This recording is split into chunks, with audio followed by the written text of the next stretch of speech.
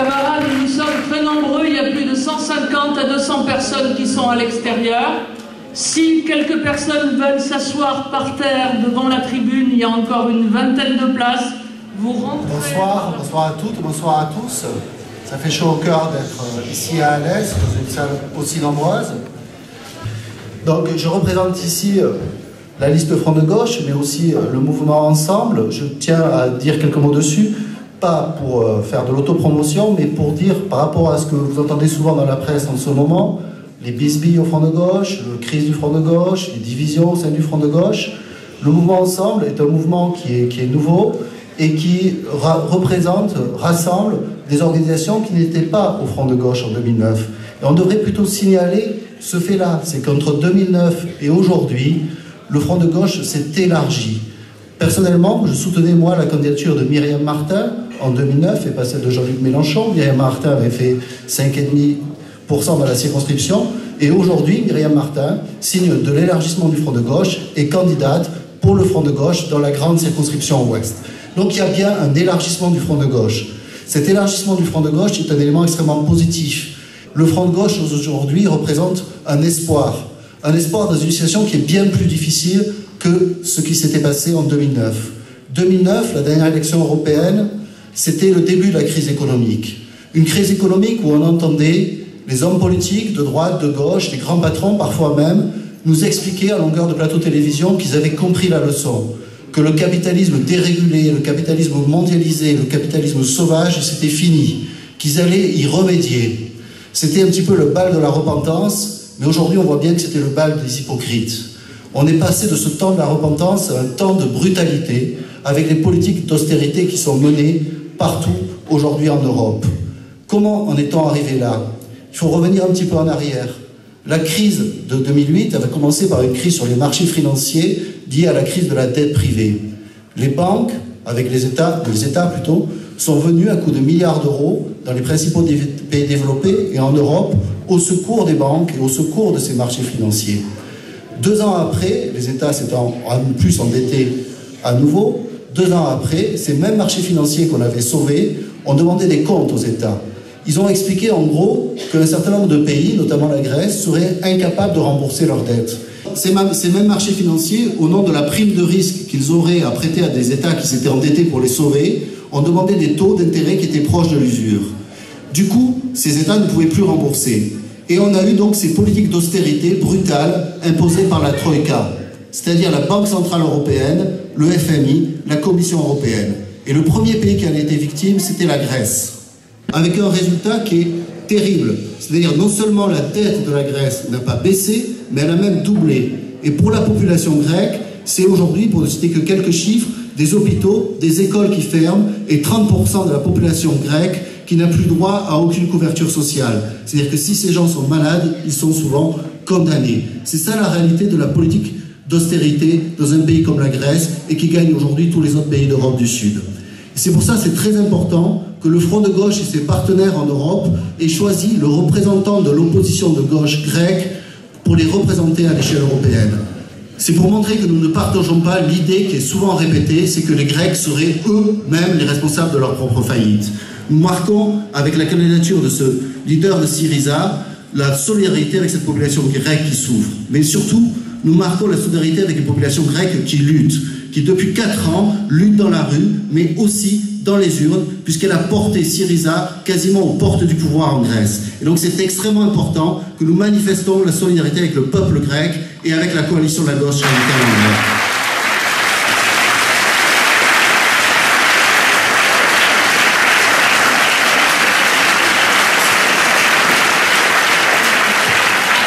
L'Europe actuelle, c'est pas simplement l'Europe de l'austérité, c'est aussi une Europe de la résistance, puisque en Grèce, en Espagne, au Portugal, et même maintenant dans les Balkans, pourtant dans les Balkans on nous expliquait que le seul souci c'était les problèmes de nationalité, on voit les populations se mobiliser contre les privatisations sauvages, contre la casse des services publics, contre les régressions sociales. Donc il y a bien une Europe des luttes, et cette Europe des luttes, le Front de Gauche en fait partie, et nous tenons à la populariser dans ces élections européennes.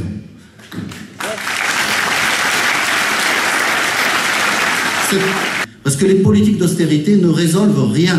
Je l'ai dit pour la Grèce, c'est évident pour tous les pays d'Europe. L'austérité asphyxie l'économie, et en asphyxiant l'économie, on ne peut pas rentrer des rentrées fiscales et on ne peut pas rembourser la dette. C'est une évidence. Alors on peut se demander pourquoi, malgré cette évidence, il continue cette politique. Parce que la réalité, c'est qu'aujourd'hui, même des libéraux, même le FMI, considèrent que les politiques d'austérité en Europe sont beaucoup trop brutales. Et pourtant, ils les continuent. La raison, c'est qu'ils veulent profiter de cette crise, profiter de cet effet de sidération pour faire ce que les possédants rêvent de faire en Europe depuis des décennies, c'est-à-dire casser tous les acquis sociaux qui ont été conquis par nos anciens après la Seconde Guerre mondiale, dans les luttes des années 60 et dans les luttes des années 70. Et sous prétexte de crise de la dette, ils remettent en cause l'ensemble de ce qui faisait le modèle social européen, les protections qu'on avait pu gagner. Alors, cette brutalité des politiques d'austérité ne doit pas faire oublier d'autres aspects de la crise en Union européenne. Une crise démocratique. Je ne reparlerai pas du traité européen qu'on avait rejeté et qui est revenu, rejeté par la porte et qui est revenu par la fenêtre, mais de ce qui se passe aujourd'hui avec le traité transatlantique. Jean-Luc Mélenchon développera cet aspect. Je veux dire juste un mot dessus, c'est que ce traité, il a été très difficile d'en connaître le contenu. Il était censé être secret. Le prétexte, c'était qu'il ne fallait pas donner aux Américains le mandat qu'avaient les Européens pour négocier. Mais qui peut croire une telle fable? Puisqu'on s'est quand même aperçu que les Américains écoutent tous les dirigeants européens, que le portable d'Angela Merkel a été mis sur écoute pendant 10 années. Et donc c'est pas pour se protéger des Américains que ce mandat était secret, c'est bien pour se protéger de la réaction du peuple européen. Et si nous avons des députés au Parlement européen, et nous en aurons, un de nos premiers travaux sera de mettre ce traité sur la place publique et d'encourager une mobilisation pour le combattre.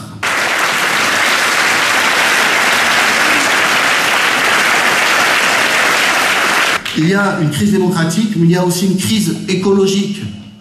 Le réchauffement climatique semble être passé complètement aux oubliettes.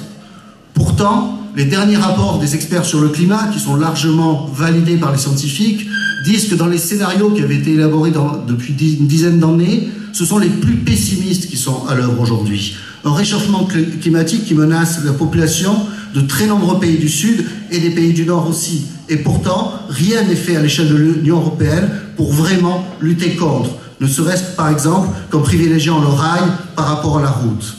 Et on a même ici un ministre du redressement productif. Je sais que le gaz de schiste est un sujet sensible à Alès, comme dans pas mal d'endroits dans le Languedoc, qui pense que ça pourrait être une solution pour relancer l'économie que d'ouvrir le gaz de schiste. Donc une crise démocratique, une crise écologique, mais aussi une remise en cause des droits humains. On avait un petit peu l'habitude que les droits humains progressaient, et on s'aperçoit qu'en Espagne, de l'autre côté des Pyrénées, le droit à l'avortement est aujourd'hui remis en cause. Heureusement, il y a eu des mobilisations partout en Europe de solidarité avec les femmes espagnoles, mais on voit bien que rien n'est jamais acquis si on ne se bat pas, même des choses qui nous paraissaient jusque-là évidentes. On pourrait parler aussi du sort épouvantable des migrants. La politique de l'Union européenne et des multinationales asphyxie les pays du Sud, précipite dans la misère les paysans des pays du Sud. Ils n'ont ensuite que d'autres choix que de migrer. Et qu'est-ce qu'on fait par rapport à ça? On met des barbelés, des gardes-côtes et on les voit, ce spectacle désastreux où on voit ces migrants se noyer dans la mer Méditerranée. Donc il y a bien des raisons de rejeter cette Union européenne.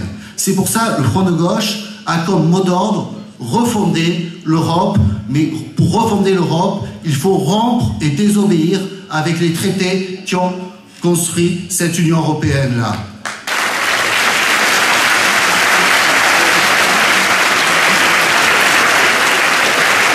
Nous ne voulons pas du repli nationaliste qui est proposé par l'extrême droite. Ce que fait aujourd'hui l'extrême droite, c'est après avoir divisé et continué de diviser les salariés français, la population française, selon l'origine, selon la nationalité, selon la religion, son programme pour l'Europe, c'est de dresser les peuples européens les uns contre les autres. Nous ne voulons pas de ça. Mais nous ne pouvons pas non plus nous satisfaire des arguments d'une certaine gauche qui nous explique à longueur de temps que oui, les choses vont pas très bien en Europe, mais faisons confiance, laissons faire le temps et ça finira par s'améliorer. C'est totalement faux. Tel que l'Union européenne est construite aujourd'hui, nous n'aurons pas d'amélioration, ne serait-ce parce qu'avec le dernier traité, il y a 28 États dans l'Union européenne et chacun a le droit de veto sur toute avancée sociale et écologique qui pourrait être mise en œuvre. Donc il faut bien rompre avec les traités. Et ça veut dire qu'un gouvernement de gauche, dans le pays où ce gouvernement apparaîtra, devra désobéir aux traités. Si on prend l'exemple de la dette, pour ne prendre que cet exemple, par exemple, si on avait un gouvernement de gauche ici, il faudrait refuser de continuer à faire en sorte qu'on ne puisse emprunter que sur les marchés financiers et pouvoir emprunter directement auprès des banques centrales pour ne pas être soumis à cette pression permanente. Mais au-delà,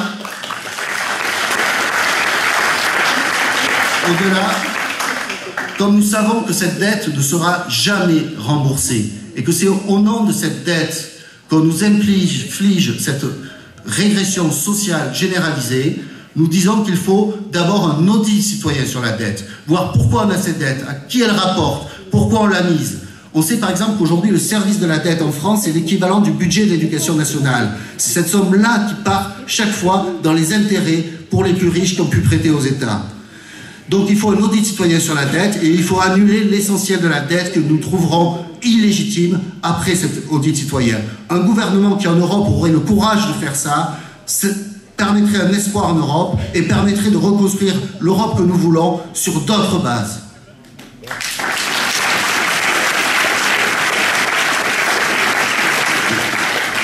Mais comme je viens de parler de gouvernement de gauche, ça nous renvoie à un enjeu national, puisque il y a 2 ans, nous étions persuadés, non pas que le Parti socialiste ferait une politique de gauche, mais nous étions persuadés d'avoir sanctionné Sarkozy et d'avoir sanctionné sa politique. Or, depuis 2 ans, dès le premier jour de son mandat, en allant accepter le nouveau traité en Europe avec Angela Merkel, on a bien vu que le Parti socialiste et François Hollande tournaient le dos aux aspirations de ceux qui les avaient élus. Depuis 2 ans, on a une politique de droite qui est menée sur le terrain économique. Depuis 2 ans, on a cette politique de droite, et maintenant, après les municipales, en plus d'avoir une politique de droite, on a celle-là en pire, mais on avait la politique de Sarkozy qui continuait, maintenant on a même Sarkozy, son Claude plutôt, comme Premier ministre. C'est ça ce que Hollande a enregistré du bilan des municipales. Alors il y a bien des raisons pour que les gens de gauche soient dégoûtés et s'abstiennent.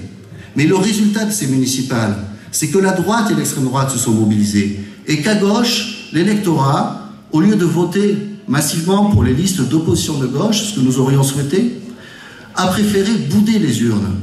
Et le résultat, c'est celui-là. C'est que le PS en a tiré la conclusion qu'à gauche, il n'y avait pas de pression, qu'à droite, il y avait une pression, et que donc on allait choisir au sein du Parti socialiste celui qui avait fait le plus mauvais candidat à la primaire, mais c'est lui qui était le plus compatible avec une politique de droite. Donc on a ce résultat-là, donc pour comprendre l'abstention, oui, l'encourager, non, et surtout convaincre les électeurs qu'il faut envoyer non pas un carton blanc de l'abstention, il ne faut pas bouder les urnes, mais en votant Front de gauche, on envoie un carton rouge au gouvernement. On ne pense pas qu'on fera changer la politique de Hollande uniquement par un scrutin électoral, mais ça nous encouragera à redescendre dans la rue. Parce que depuis 2 ans aussi, le problème, c'est que, à part les manifestations proposées par le Front de gauche, il ne s'est pas passé grand-chose. C'est la droite et l'extrême droite qui ont beaucoup occupé le terrain. Heureusement, le Front de gauche était là pour montrer qu'il y avait l'opposition de gauche. Heureusement qu'il y a eu le 12 avril où, avec d'autres, on a repris la rue après la nomination de Valls. Et si on a un bon score du Front de gauche, ça permettra d'encourager cette mobilisation et de montrer qu'on n'accepte pas, qu'on ne renonce pas.